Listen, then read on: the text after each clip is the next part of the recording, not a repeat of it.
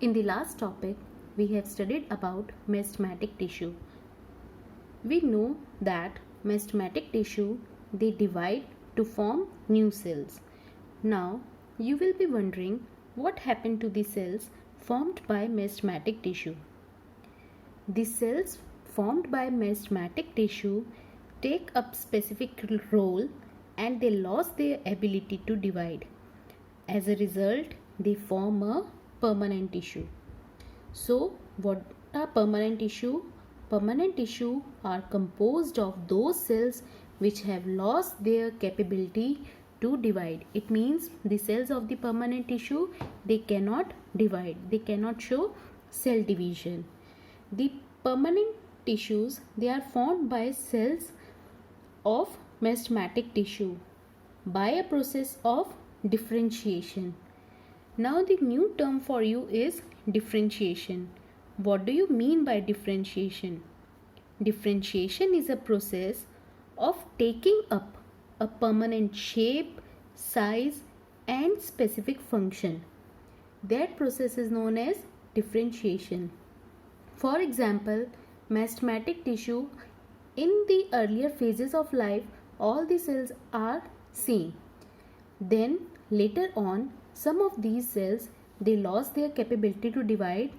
They attain a particular shape and gain a specific function and become a permanent cell. So this process is known as differentiation. So differentiation is a process of taking up a permanent shape, size and function, and this process differentiation it leads to the development of various types of permanent tissue.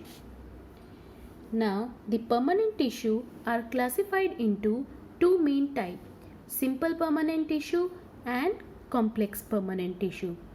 Simple permanent tissue are protective and supporting in nature and they are made up of only one type of cell. It means all the cells they are similar in structure and function, whereas complex permanent tissue they perform the function of conduction of food and water, and these tissue they are known as complex because they are made up of more than one type of cells. It means different types of cells are present, they combine to form a complex permanent tissue, and these cells have different structure and function. Different structures they have and some different function they perform. Now the simple permanent tissue is further of three types: parenchyma, collenchyma, sclerenchyma, and complex permanent tissue it is of two types, phloem and xylem. First of all we will study about the simple permanent tissue. So first of all, simple permanent tissue. Simple permanent tissue are those tissue which is made up of the cells which are similar in structure and function. It means that simple permanent tissue it is made up of only one type of cell. The first category of simple permanent tissue is parenchyma. Parenchyma it is present in all parts of the plant. In each and every part of the plant parenchyma tissue is present. So it is also known as fillers of the plant body. It is also known as fillers of the plant body because it fills the empty spaces present in the plant body. It is widely distributed in roots, stem, leaves, flowers and fruit. Even it is present in the soft part of the plant, soft parts of the plant. Structure of parenchyma tissue. Parenchyma tissue it is made up of cell which have a thin cell wall. So cell wall is thin and it consists of large central vacuole. We have done in meristematic tissue that in meristematic cells vacuole was absent, but in case of parenchyma tissue large vacuole is present and nucleus is present.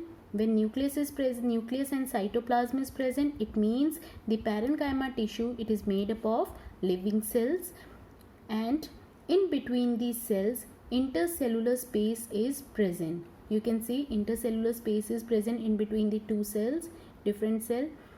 So it consists of intercellular space. So what are the characteristics of the parenchyma tissue?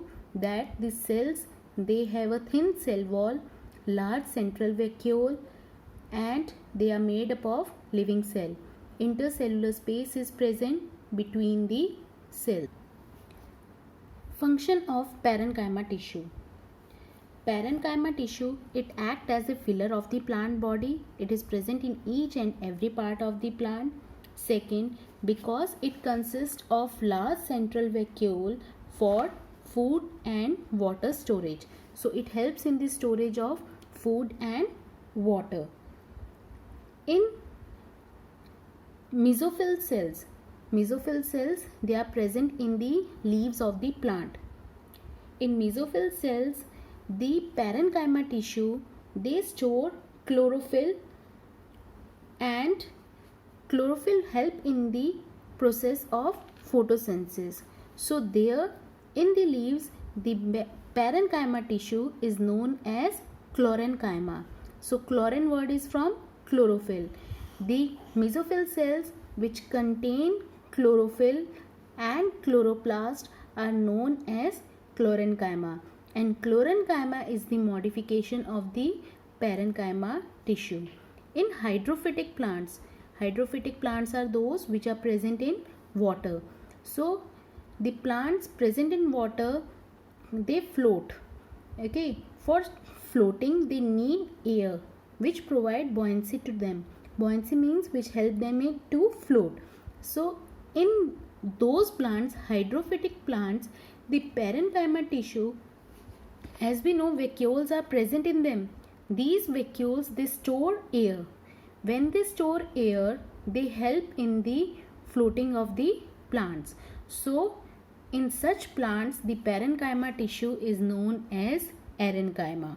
So there are two modifications of the parenchyma tissue: chlorenchyma, which consists of chloroplast and chlorophyll; arenchyma, which stores air. So once again, function of parenchyma tissue: it acts as a filler in the plant body. Second, it helps in the storage of food. Third, it helps in the storage of water. Fourth, it helps in the synthesis of food as it contains chlorophyll and perform photosynthesis.